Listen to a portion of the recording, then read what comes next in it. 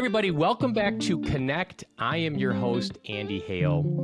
Today's going to be a fun and easy conversation because it's two people I know very well. Two of my partners at Hale and Monaco, Allyson West and Kelly Olivier. And welcome to the podcast. Thank you for having us.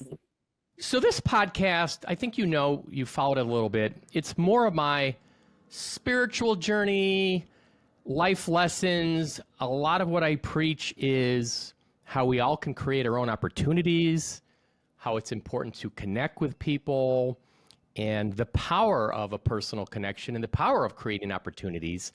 I think a lot of people don't really realize they've got all that inside of them. And I know you two do, and I want to talk about this story, but I want to start at the beginning. I don't even want to talk about what it's called currently. So the two of you came to me, I don't know, was this a year ago or more? Yeah, longer. It's been over 2 years, right? You came to me and tell me basically what you recall telling me. Whoever wants to go first. Al, you go for it. So I think Kelly and I had talked a lot with each other about wanting to do, female-focused work in law. And I know we were pretty nervous to approach you about it because obviously our bread and butter is a little bit different than this pitch. But I remember coming to you and being like, hey, we have this crazy idea. What do you think if we had a female-only trial team and we only represented female clients? Which is funny. I will say one thing really quick. Kelly and I went back and forth a lot before we talked to Andy, where we were like, do we include men in this representation? Are we closing the door on potential clients? And then Kelly was like, nope, we're all in. Women only. Yeah, no, it was really born organically just out of the relationship that Allyson and I have with each other. Also, it's a credit to you being such an amazing boss and someone to work for that we had the space and felt the safety of being able to approach you about this, again, kind of crazy idea that we had of wanting to pursue a passion of ours, which is representing women, and also that's born out of our own personal experiences or experiences that our friends have gone through, and being able to bring it to our actual work is just it was such an amazing thought that we had. Let alone now 2 years later, the fact that we're actually doing it and you gave us this opportunity, it's just beyond our dreams. When you pitched this to me, and just to kind of put a little more meat in the bones, you were talking about a practice group within the law firm that's comprised of just female trial attorneys, basically marketing themselves for female clients. What got you to the point where you thought, we just want to do this? How did that grow? And this is the part where I'm talking about creating opportunities, because this is what I love. You got to the tipping point. You obviously had been thinking about it, I'm sure, for a while, but you got to the tipping point and you actually approached me with the concept. So tell me a little bit more about how it festered. And then what do you think? Do you recall, was there any little nudge you feel like you got that you just felt like, okay, we can't wait anymore? So I know the nudge, which I will get to in a second, but Allyson and I have known each other for going on 13 years now.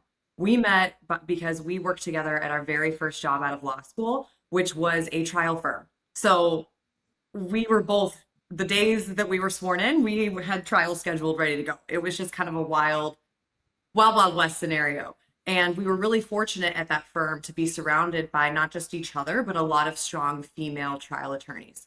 As our careers progressed, and we came up with the idea to approach you around the 10-year mark, we sadly started seeing less and less women, especially in the trial capacity and in the actual day-to-day courtroom litigation world. And that made us sad. And, we also understood why a lot of women backed away, but we have always been able to find a safe space in each other.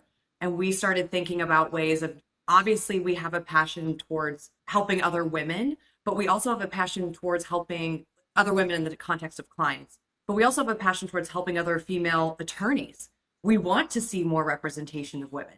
And so we thought, what's a way that we could expand this safe environment that we experience with each other, not wanting to leave the courtroom, not wanting to take a step back from trials, but do it in a way that like maintains that integrity of like the safe space that we have with each other as women. And let me pause you there. Each of you tell me, how many kids you have and how old they are. So I have two boys, and my oldest is 6 and my youngest is 3. I also have 2 boys. So we joke that this female only brainchild is the only daughter we'll ever have. But 2 boys, but they're 4 and 16 months. And see, this is what I love. I absolutely love, and I've thought about this because, my wife Brenda was a lawyer, and my daughter Hannah, as you know, is a lawyer now at Hale and Monaco. And it's hard for a woman to, if you wanna be a stay-at-home mom and raise your kids, and it's very hard to balance that lifestyle or go back if you take time off. And so I think I absolutely love the fact that you do both. And I know how hard it is because it's so hard just to be a trial lawyer in general. But when you have a young family, that's super hard. So tell me about the nudge. So I think, and Kelly, maybe yours is a little bit different, but I think like the tipping point for me was, whether this is like political or not, but I think when Roe v. Wade was overturned, I think Kelly and I really felt like there was an attack on women's rights, and how could we do something in our own space to kind of take some of the power back, and like Kelly said earlier, create a safe space not only for ourselves as female trial lawyers, but also for female clients. And do you have a different nudge, Kelly, or is it similar? It built off of that. It was also doing a trial, actually with our other amazing partner, Brian Monaco of Hale and Monaco. And he was representing a woman that had tragically lost her baby. And it was such an amazing experience being able to do that trial alongside Brian Monaco. But a light bulb for me kind of went off with Allyson of like, obviously men can empathize or sympathize with the fact of a mother losing her child.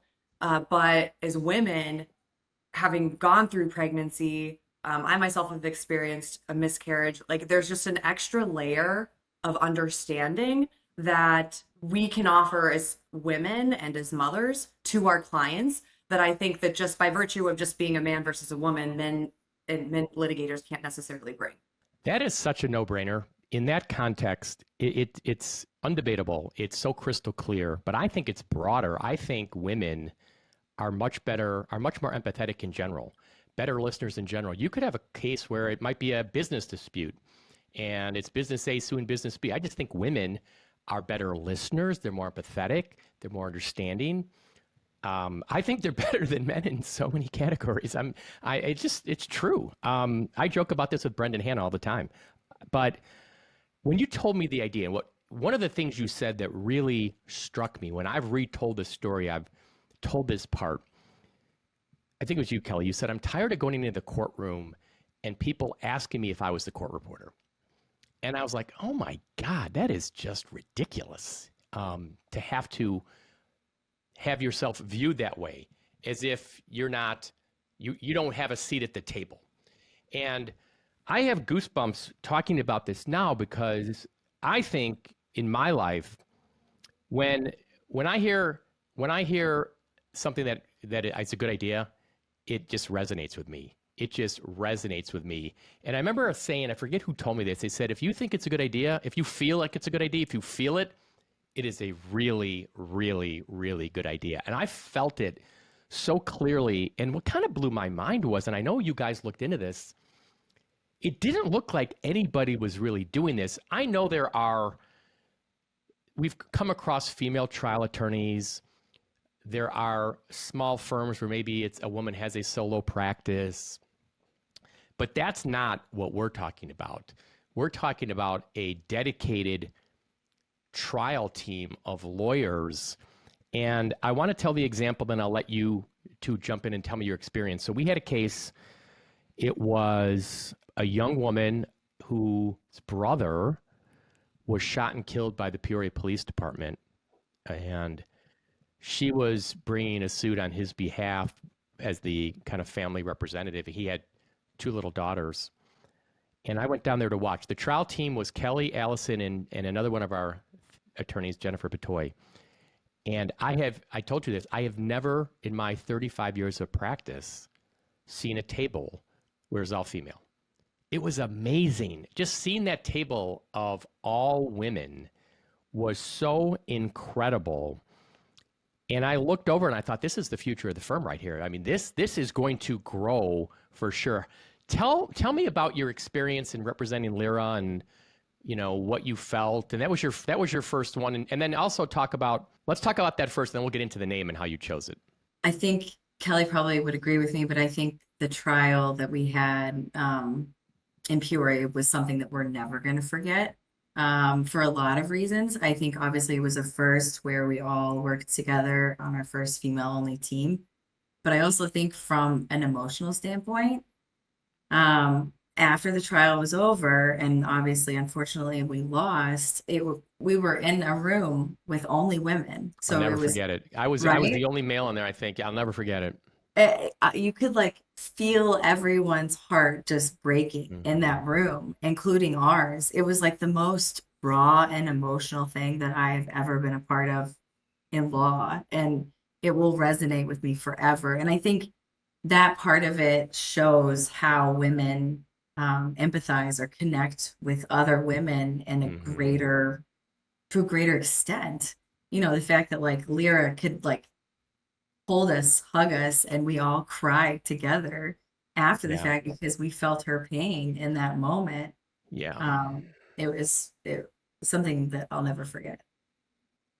Sorry, the trial makes me so emotional just thinking about it. Yeah. I'm emotional, not in like a bad way. It just was an extremely powerful experience in that moment. To this day, obviously. I'm also the emotional one of all of us. I wish we would have filmed the trial. The courtroom kind of looked like To Kill a Mockingbird. It was so bizarre because we're down in Peoria. Our side of the courtroom is basically, all black, family and friends, and me and my sister. The other side, it was all white police officers, and it's just all white, and it was like watching black and white television. And it was this dramatic big courtroom, and we knew when the jury came back quickly that we had lost, and we knew we were in a tough venue. It's a very conservative venue. I think if we tried that case in Chicago, you win a huge verdict. And we knew that going in. But what was sad was our client didn't really know, and the friends and family, I think, were all still very optimistic.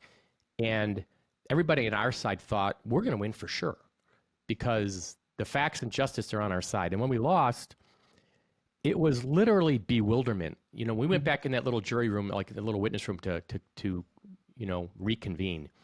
People really were like not comprehending, like, wait a minute, how could we have possibly lost? And what was so hard was there's nothing you could say in that moment to comfort them or to answer their questions. But I got to tell you, it was so powerful, and I'm so proud of the job the trial team did. It was just amazing. And that, to me, is the future. You're going to see a lot more of this. And I think the two of you are trailblazers. And it's funny, I get on this podcast, and I had on here, I'm always giving people a little advice or where I see them going. So I had a friend of mine on here who's been a very successful journalist on national stage, who's now kind of winding down. And I told her name was Janet Shamley. And I'm like, Janet, I can see you having a Sunday talk show. You've got all these incredible guests, Sundays with Janet. I had a guy I know from LA who's trying to be a comedian, and I was telling him, man, just start putting your comedy on TikTok and this and that. The two of you, I feel like there haven't been many women litigators that have been really well known, like a Gloria Allred, for example. But I think the ones that are out there are now at a point where they're going to be passing the torch, right? Because she's got to be, I don't know, 70s, whatever her age is. And I think there's a new crop coming up through the ranks. And I think the two of you You don't know it yet, but I think you're going to be national trailblazers. We're going to look back at this podcast when you were, THEMIS was just a little baby organization. Do you feel that? Because if you don't, you should. You should.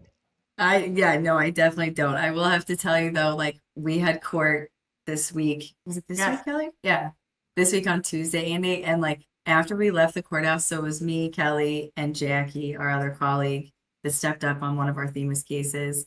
And we were in the Daily Center, and we're in this room. I sat down and I look over at Kelly and I'm like we're one of like the three of us, and there's two other women. Okay. The rest are men. And Kelly's like, oh, it's a little bit better than what it was 10 years ago. But then they call our case, and we are such a spectacle. All three of us, like women walking out funny. on the same side. I feel like everybody was like, So the packed courtroom, you were the only women, basically? there were two other women, and Amazing. their cases had already been called. So like when we step up, it's like the three of us coming forward, like at the same time. So this is going to be your little homework assignment. And this jives with what I talk on here a lot about when I talk about connect and the issues that resonate with me. It starts with your mindset and your vibration. It really starts with how you feel about yourself. So what I want to encourage the two of you to do, just in general, I'm not saying just do this like today, in general, when you are in court, when you are walking around the office, when you're walking around downtown, I want you to feel like you are like Gloria Allred. Feel like you are, everybody knows who you are. Like, get out of the way. Here comes Kelly and Allyson. I want you to feel like you are already that person that has had incredible success, is so well known, is a champion of justice, particularly for women, and you're this badass trial lawyer, and carry yourself that way. As opposed to, and I'm not saying you do this, as opposed to, walking in the room and being a little intimidated, or, oh, it's a bunch of guys, or they're more experienced than me, or they're better than me. Fuck no. They're not more experienced than you. They're not better than you. And if you start carrying yourself in that way, and that's your vibe, that is your energy, what you are going to see, I'm going to have you back on this podcast. I'm going to give you, maybe I'll just give it to the summer, maybe the end of the summer, because it doesn't take long. Like the universe, it's not like you have there's a waiting line for these things to happen. It can happen instantly. Once you change your, what I call vibration, and the energy you radiate and the way you carry yourself, if you kind of adopt that mindset and that feeling when you walk into court, and when you walk into the Daily Center, or you walk into federal court, and you carry yourself that way, you are going to notice people treating you different. You're going to notice people approaching you. People are going to feel that energy. People are going to want to talk to you. People are going to reach out to you with opportunities. Clients are going to find you. I know. I promise you this. And I didn't even, what I'm talking about right now, you probably think that's why I had you on this podcast. I didn't even think of this till just now. Really wanting to embolden and motivate you. But do you get what I'm saying? No, absolutely. And I think that, if you look at THEMIS, I think one of the, sorry, I said the name, but if you look at our group. No, go ahead and explain what it is. It's a good time to talk about it. So THEMIS she was the goddess of justice. So when you think about the law, oftentimes it's represented by the goddess that's blindfolded holding the scales, and her name was THEMIS. So the roots of law are actually back to ancient Roman times. And back in the day, only, of course, women were still second-class citizens, but there were a few women that made it into the ancient texts as, back in the day, they weren't called lawyers, but the roots of lawyers came from a friend of the court or advocacy, where you could bring someone with you if you were going to be arguing in front of the tribunal at the time. And there were some women that made it into these all male written texts. So we kind of love the fact that the goddess of justice, THEMIS, ties back to those ancient times where even back then, when women had far less rights than even we do now, we still have a lot of struggles, especially in today's society with current political events. But we just love that tie back to our origins as female lawyers, which... It's a great name. Who came up with that? Kelly. I don't know. I have to give credit to Belle and Ivy, but I was definitely doing like a deep dive into like I'm a history nerd, I think, like a lot of lawyers. So Well, what's amazing now, THEMIS started out, it was your idea, it was two of you. And now just at Hale and Monica, and I encourage anybody watching this podcast, go to our Hale and Monica website. There's a link at the top called THEMIS. And we now have Jen, Jackie, Barrett, Hannah, Michelle, Sally, all these women, amazing attorneys who are part of the THEMIS team and are interested in the work THEMIS is doing. And it is so crystal clear to me that there's a need for this. And I just think now we have to get the word out. There are thousands and thousands of women out there across the country who are looking for a lawyer today, right now, today, as we're recording this, and they're Googling and they're talking to friends, and they may prefer to have a female lawyer, but they don't really know where to go. And not only, like, did you say, does it make sense in cases like the ones you have where there might be a sexual assault victim, there's some kind of component like that, but it could be anything. It could be a woman who got fired. It'd be a woman who wants to start a business. It doesn't have to be a sexual assault, sexual harassment kind of case. You are trial lawyers. Let's say a woman gets injured. Let's say it's a medical malpractice case and she went in for back surgery and they botched it. I think there's all kinds of women with those kinds of cases that just would be like, I want to talk to some females about this. I feel comfortable with them. Telling my story. They're going to be good listeners, empathetic. They're going to advocate for me. So I think the sky is the limit. What I wanted to ask you about, once you decided, you came to me and we actually said, let's do it. How did you feel? What was the feeling you had when like, wow, this is actually real? of course we were so excited. We Yeah. still are excited. I think that the elation we felt, we're just now in the work part. And it's definitely I know. hard. It's be careful what you wish for. Yeah. It is, but at the same time, it's just been so fulfilling and so meaningful. And where we are now, the cases that we have, the people, our clients that we represent, it is just it's such an amazing driver. And I think to your point, Andy, we are stepping into our power. And I think we started this off saying that one of the reasons we thought of THEMIS was the safe space we have in each other. But I think what we're also finding is the empowering energy that we have with each other. Yes, I can't stress this enough. And I think Brenda and I talk about this a lot. And she was saying, when she was a lawyer, like the guys in the office would just be kind of cocky and confident for no reason. They weren't even, they were less qualified than her and some of her friends. And she just said the women just had a little more trouble by nature, I think, just being that way and being kind of, a little more confident. I really, really, really want to encourage the two of you to just feel, and I'm not saying cocky. I'm saying feel powerful. Feel powerful. Feel amazing. Feel like such a strong advocate. The work you're doing, the people you're representing, the practice you're building. If you kind of bottle that feeling of, man, we've got this THEMIS, we are kicking ass, we've got some great cases, this is going to grow. If you kind of maintain that as the energy you are radiating, I'm telling you, people are going to come out of the woodwork and find you in the weirdest ways. And I want you to just make a note of it. I'll give you an example. I printed this email out. I'm literally getting on. This is at 11:41 this morning. Okay. We're getting on here to talk about this podcast with the two of you. The cases you have now, some of the big cases. Can we talk about general what they are? Can you just say a couple of them, what the general facts are? Yeah, sure. So some of our bigger ones, we have 2 sexual assault cases, one of which is a case with a minor where her figure skating coach sexually assaulted her.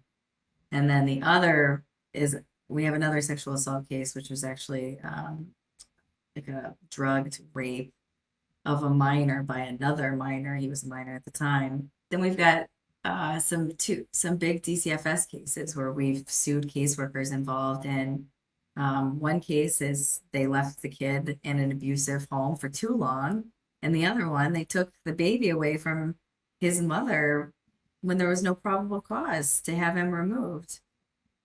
So a lot of heart-wrenching cases, but a lot of, you know, good cases And to. by the way, to people out there, these are big cases, big in the sense that they were covered in the local media, Chicago Tribune, Chicago papers picked up on this, press conferences. It's a big deal.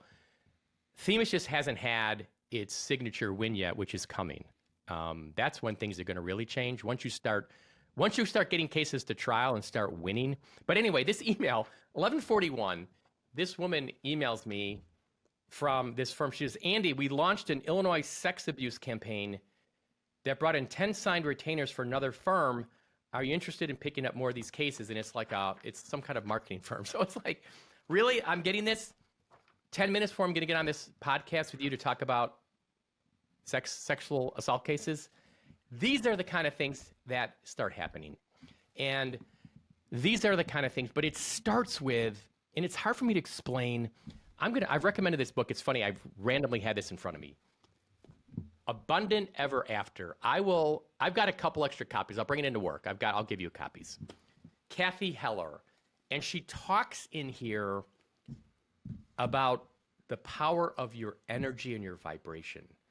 You can say all the affirmations you want. You can say, like, I'm a powerful trial attorney. I'm like, but you got to feel a feeling. And I want you to really embrace this notion of don't get down on being busy or this or that, or embrace the power that you're on. Embrace the journey you're on. You are on this trailblazing path.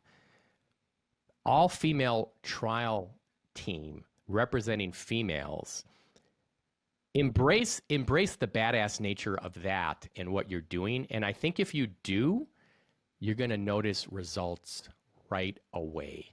And you're both confident people already, but I want you to really, I want you to up your game a little bit and really feel this. And where do you see THEMIS? Where do you see it going? Like, what's your, let's say, 3 years from now, where do you see THEMIS? If you could map it out, and I came down here and I was a little angel and said, okay, I'm going to make this all happen in 3 years. Write it down. It's going to come true. What do you want THEMIS to be? I think because Kelly and I have talked about this, and I think we always get stuck in like the. You don't dream big enough is what I'm going to tell you Right, right now. exactly. But We go don't dream, we ahead. don't dream big enough because we're always like, okay, this year we're like manifesting that we get, you know, a 7-figure settlement in, or we get a 7-figure verdict, and then we get one of the sexual With the rapist perpetrators indicted, let's say, if we want the rapist indicted.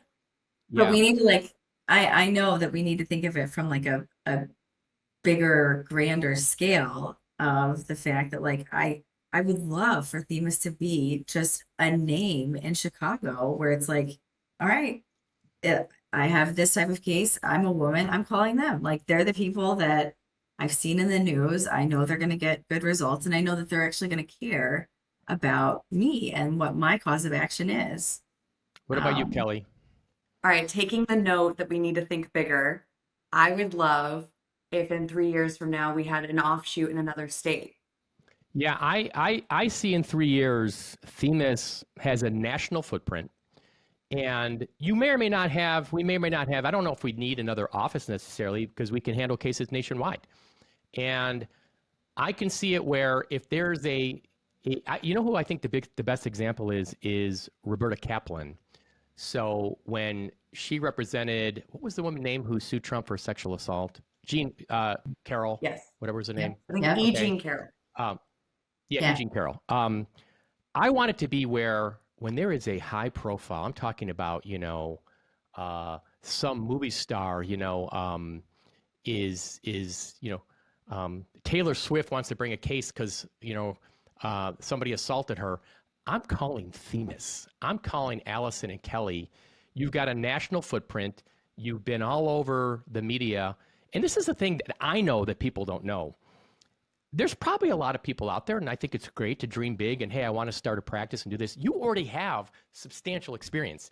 You've already been practicing law for a long time. You've already had tons of trials. Like, you've already done all that. You've done your homework. You are ready to launch. So it's not like somebody who, like my daughter Hannah, who's a first year, and you say, okay, well, Hannah, just keep getting experience, keep getting into the courtroom. You've done that. You've had tons of trials. So I think it's also important, though, to you to visualize that 3 years, visualize what that looks like. And that's why I'll tell one more story, and then we're getting close. We'll wrap things up. So to everybody out there, we had talked about doing a THEMIS, maybe like an annual luncheon where we host it, we have a speaker, we have a featured speaker, we invite women from all sectors, people maybe from sexual abuse organizations, the Female Bar Association, whatever.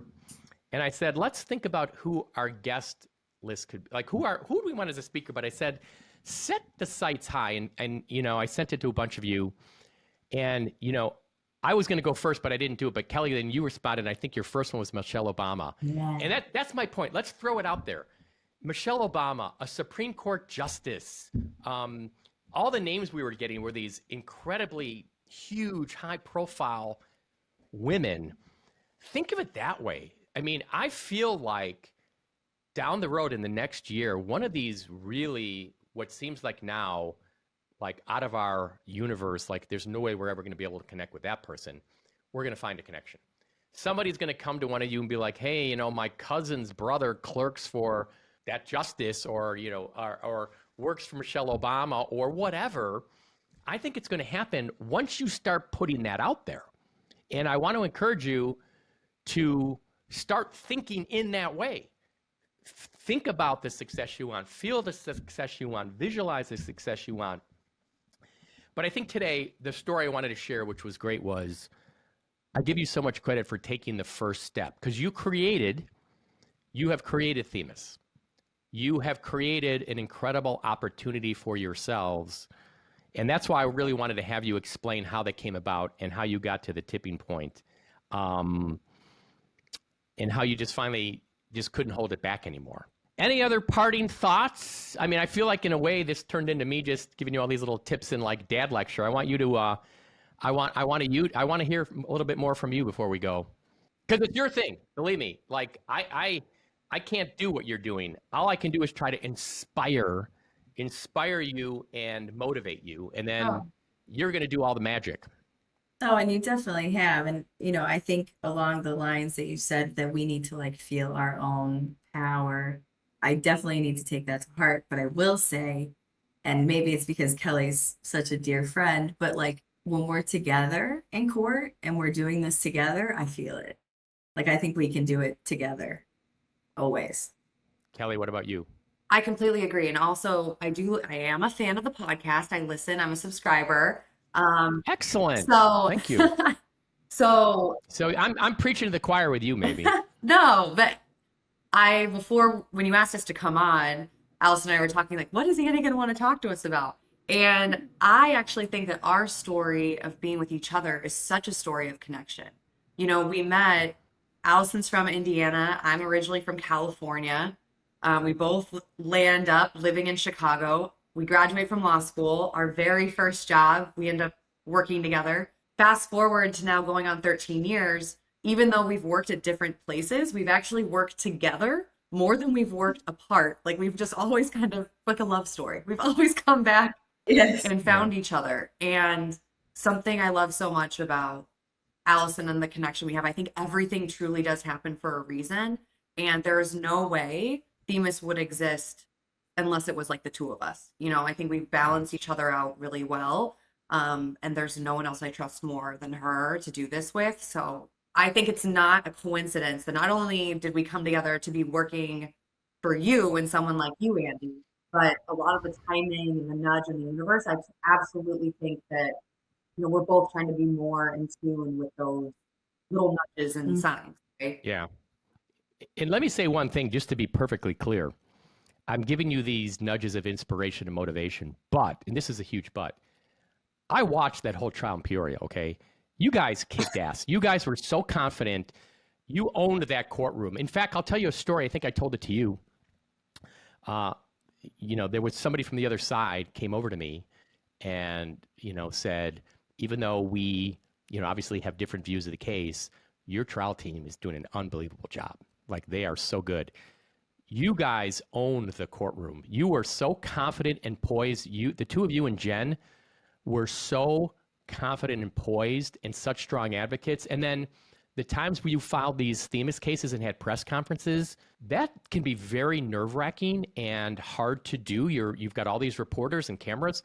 You two were professionals. You are already amazing me in your confidence and your energy, but I just know there is a much higher level for you that I want you to take your imagination and vision there.